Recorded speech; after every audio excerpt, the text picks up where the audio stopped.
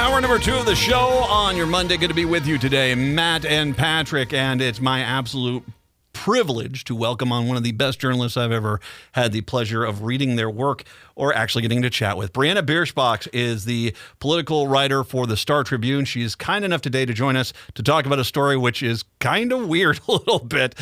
She'll give us some details on this. Briana, thank you very much. I appreciate the time as always. Yeah, thanks for having me. My pleasure. Why don't you start off here? Who exactly is Crystal Gable?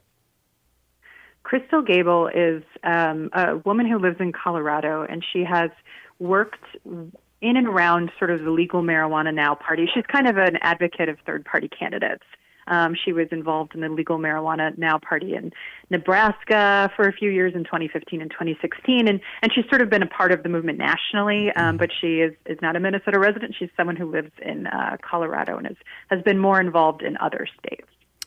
I find that to be interesting. Colorado, because I was just out in Colorado a little more than a year ago, and they have dope everywhere. So is this is more of her? I mean, is her attention now focused on some sort of national candidate as opposed to statewide or even local races? No, so she is just living out in Colorado and has, worked on third-party races in the past, but is now just kind of living her life, which is why she was surprised when she learned that she had been placed as a Legal Marijuana Now party candidate on Minnesota's March 5th presidential primary ballot. That was a surprise to her. She said she wasn't asked by local party officials to be a candidate on the ballot, and then she wasn't consulted either by the Secretary of State's office. But we kind of have to remember that this is very much a party affair, even though now that it's a primary, the actual primary is run by local governments, the parties actually have to submit names for candidates. So despite her involvement in some other states in the Legal Marijuana Now party, she was pretty shocked to find out that she had been placed on the ballot in Minnesota as a candidate for president. Is there any legal requirement by Steve Simon's office to verify that a candidate that's submitted by a political party actually wants to run for that political party? There is not. Okay. All it says in state law is that 63 days before an election, the three main political parties, which, or however many there are in Minnesota right now, there are three. It's, of course, the DFL, the GOP, and the Legal Marijuana Now party. They have to submit a list of candidates that they want to appear on the ballot. The Secretary of State's office is not given any contact information. They really have to leave it up under law to the parties to validate those candidates and send them names of people who they know, in theory, want to run. I imagine for the DFL and the GOP, it's a little bit simpler, right? These are national political figures who are running national campaigns. But for parties that haven't been major parties for as long, like Legal Marijuana Now, I think we're running into this hiccup where they could possibly put a candidate on without them even really knowing it. And I'm not aware of what the deal is with the Legal Marijuana Now party.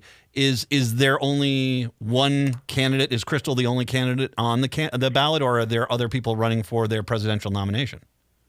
They do have a handful of candidates. Okay.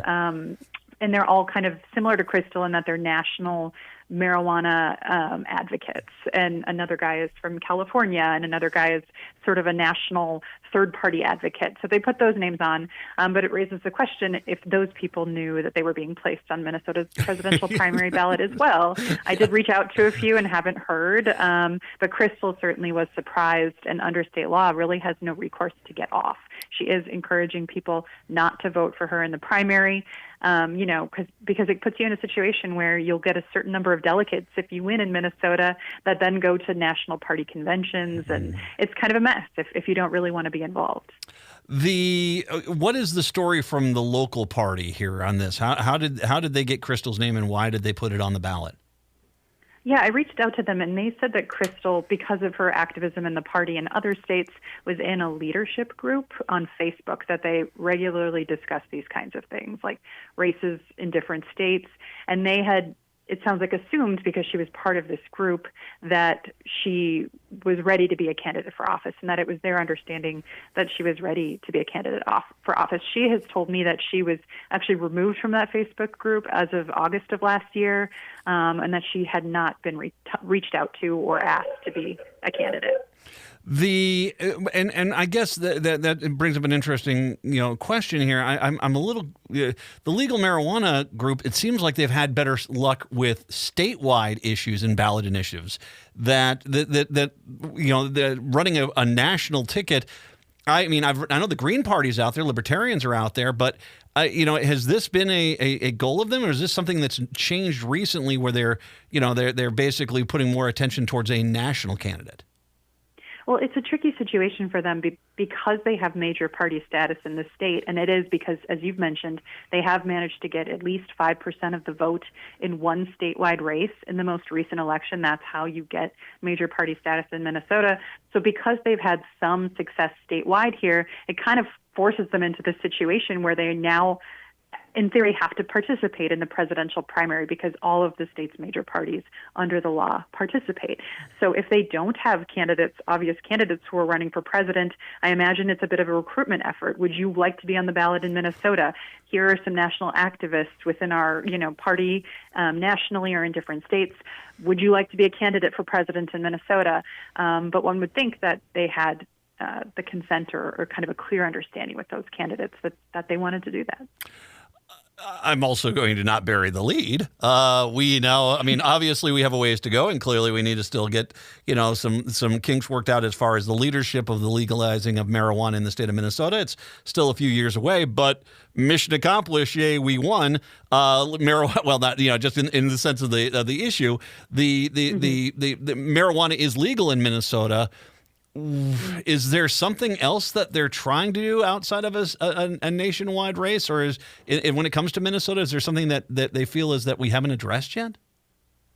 Not necessarily, and that's something the Democratic Party has been pretty critical of them for. There was an issue a few years ago where we had several major party marijuana. We had two actually marijuana parties that were major parties in Minnesota. One of them fell off major party status in the last election, but they were cropping up in legislative races, and some accused those candidates of actually being plants from Republicans to siphon votes away from Democrats in key races.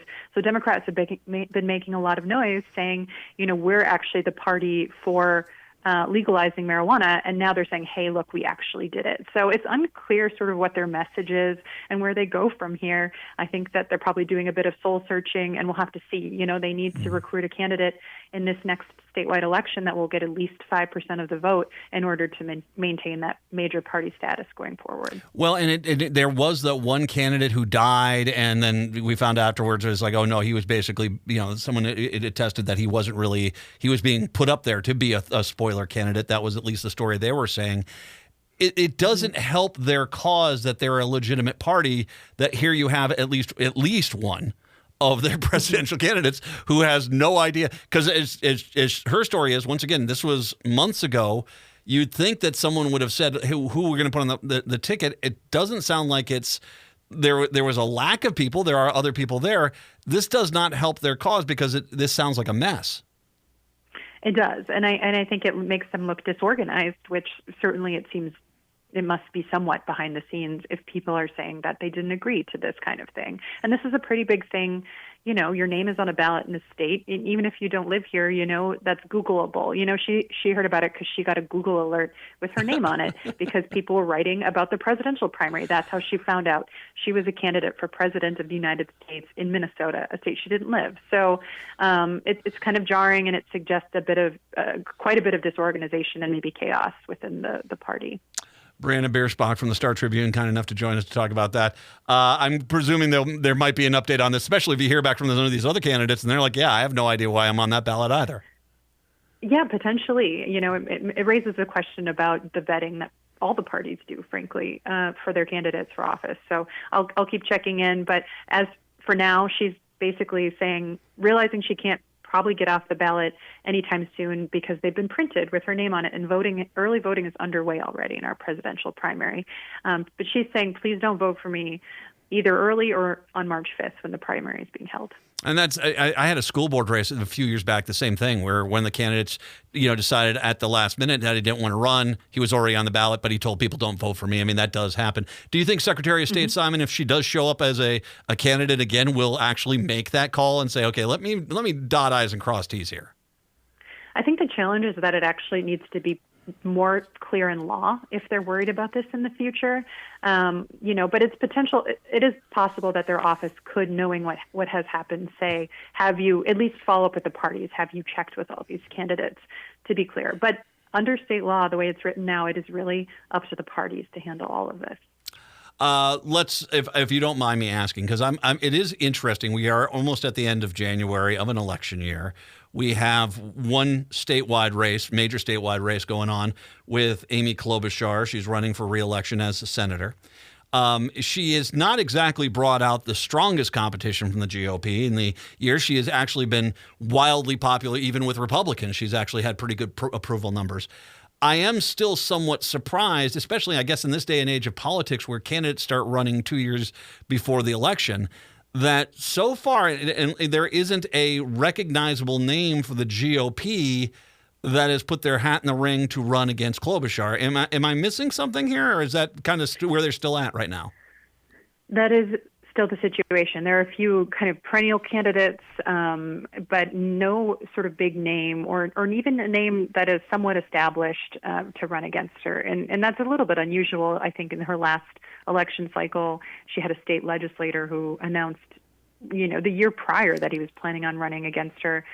By this time, in her previous race, there were a handful of folks who were challenging her that had some name recognition. The buzz is that by the end of the month, which is coming up here this week, there will be at least one candidate out there that either has some name recognition or at least is going to be a bit of a more serious candidate. So I imagine we'll all be staying tuned this week to see if that comes to fruition. But, it's a challenge. It's a really difficult thing for any Republican to do. I mean, it's sort of a joke that the Republican who runs against Klobuchar is sort of a sacrificial lamb because they're probably going to lose. They're probably going to lose within the first few minutes, usually, of polls being closed. And the big question is, will Klobuchar, after running for president and really raising her profile on the national level, will that change at all the way Minnesotans feel about her here? That's a big question mark. But there's not a lot of people who are worried that she won't win handily in her reelection campaign. So any Republican who goes up against her has to have that in the back of their mind. It was Neuberger. That was 6 years ago, correct? It was Neuberger was running against her. That's correct. Yeah, and we actually had a running tabulation of how many minutes past 8 o'clock would they call that race. I think it was actually in the commercial break before they came on back. They'd actually called the race. Mm-hmm. It wasn't quick. But Neuberger, he understood this. He ran. I don't think he ever really visited outside of some fundraisers. He never did anything in the metro area at all. He was always outstate. If you're a Republican, you're looking at this, and I don't want to do a deep dive into the numbers in regards to, you look at Iowa, you look at New Hampshire. I mean, clearly Trump is not exactly resonating with all Republicans, and and this is a state that voted for Joe Biden last time around. If you are looking at Trump not shoring up his support even with Republicans, and you don't have on the second biggest race on the ticket anyone really of noteworthiness running against Amy Klobuchar, I got to imagine the Republican Party is concerned about the down ticket effect, especially with their desire to take back control of the Minnesota House. Yeah, I mean, it is important to have someone up there, someone who, at the very least doesn't go off message too much, or someone who, can at least be a voice statewide in debates and represent the party. I think that's what they're really looking for, is someone who is a solid voice and a solid messenger for the party to sort of represent the party in the only statewide contest that we have other than the presidential race this year. So I think they're hoping for someone who can play that role, even if it seems unlikely that they're going to win. And it's becoming interesting because I know Tina Smith was always the senator that I think of the Republicans were eyeing as the one they could knock off. But Tina Smith as well has raised her profile fairly well on certain issues, and she's gotten some positive press. So it's becoming a situation where I think that they. I don't know if sacrificial lambs are going to do it like a Neuberger. I think you're going to have to start getting some contenders out there. And yeah, that might mean a loss or a bad loss even. But as you just said, I mean, the impact down ticket is pretty substantial. And you don't want to, especially if you only have, 7 seats to pick up the Minnesota House, you don't want to necessarily, forsake that, especially in the suburbs. Yeah, definitely a strong candidate, or at least someone who will have the right message. As we saw in the last election, the midterm election, there was feeling that the message and the attacks on Scott Jensen hurt Republicans all the way down the ballot and potentially cost them some statewide races. But it also just highlights the general challenge that Republicans have statewide in Minnesota. It's been many years, since 2006, that they've won any statewide race. And it's almost becoming, in cases like Amy Klobuchar and even in Tina Smith, as you mentioned, where it's, these are races where they're struggling to find good candidates to run. And the assumption isn't even that they're going to win. It's just that we want to have someone who won't mess it up. Yeah. And if your main issue that you're going to go to battle with is flags, I am not exactly. This is something you're going to need. They need to fix some things over there. That's if they're going to have a challenge against Klobuchar this upcoming race. Briana Bierschbach from the Star Tribune. You can follow her writings over there. I highly encourage you to do so because I think she's actually one of the greatest journalists I've actually had the pleasure of reading, and she is someone that actually understands what journalism is. Briana, I can't tell you what a privilege it is to have you back. Thank you very much. I appreciate the time today. It was great. Thanks for having me. You bet. And I'll repost the story a little bit later on all the social medias. Let's take a break. Come on back. It's the Matt McNeil Show right here on AM 950.